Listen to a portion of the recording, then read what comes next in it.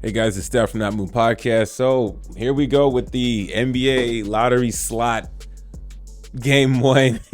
I mean, who could have had it on their bingo board of all four home teams?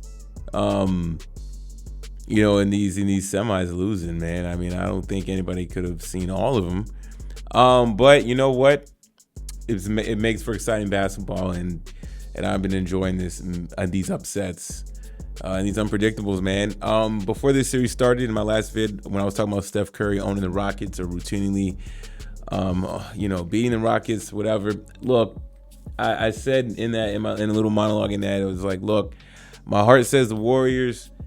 Technical analysis should be the Wolves in 5, 6. You know what I'm saying? Just joking, but I mean, I really had no strong basketball assessment.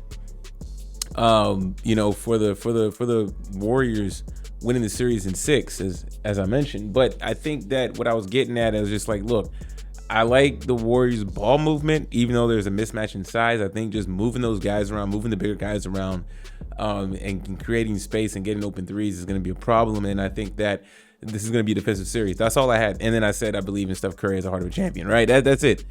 Now, obviously, this game was a defensive battle, but Minnesota missed a lot of shots.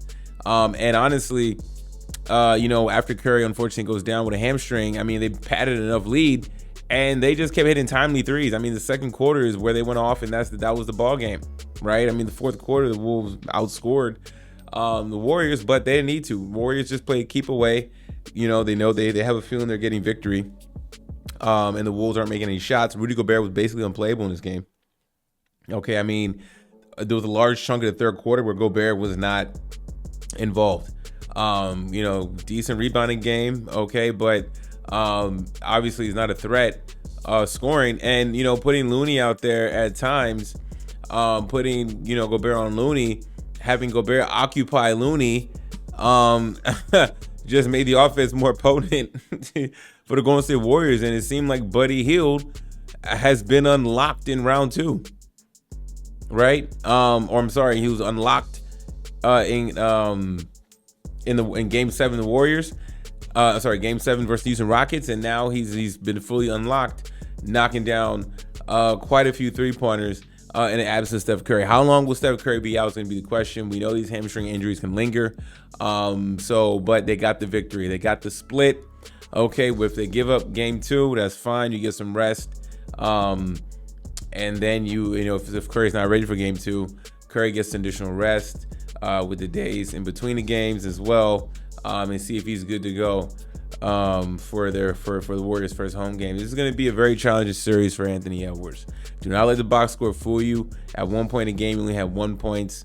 I believe going deep into the second half, or about only had 1 point in the first half, something like that, something crazy, right?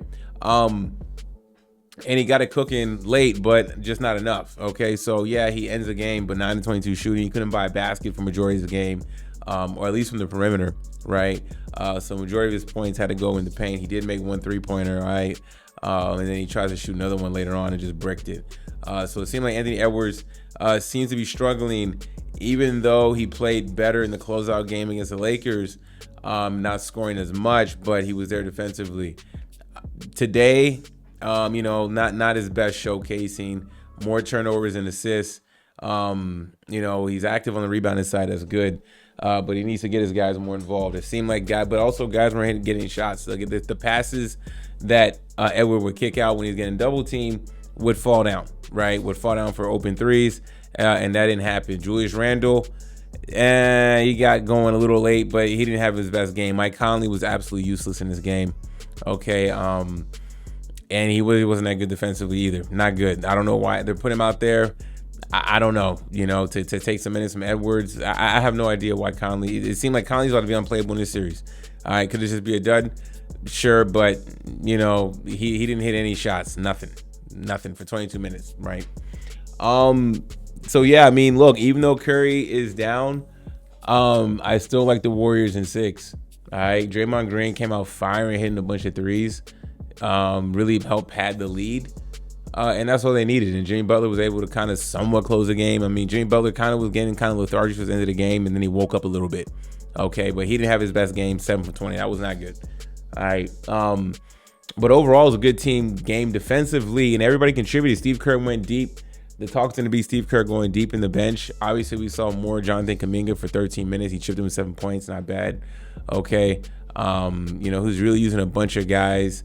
Santos, Post, obviously Payton, Moody, Spencer. I mean, he used, and once Curry went down, he felt that, he needs to use the entire bench, basically, and he did that.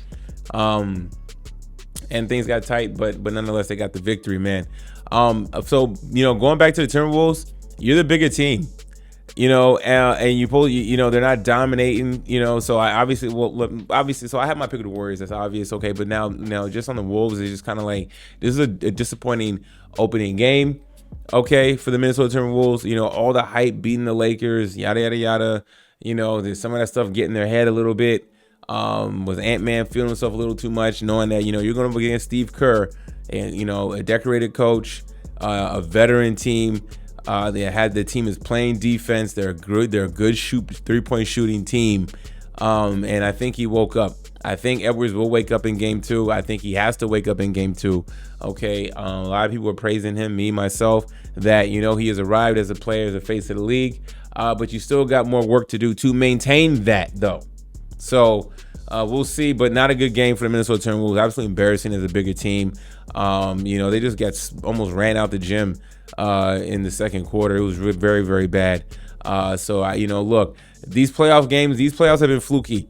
All right, it's not a lock that these home team can win game 2. You would think a team like the Timberwolves led by Anthony Edwards can get the job done, and that's going to be what's required in the madness of what we've been seeing in these playoffs, man. Y'all let me know what y'all think about the Warriors winning game 1.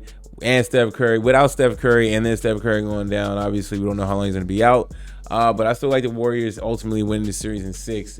If Curry is not going to be there for more games, then maybe that could be pushed to 7. But I'm going to stick to it. Anyways, guys, let me know what you think about all this, man. Thanks for watching. Please like, subscribe. I'm out.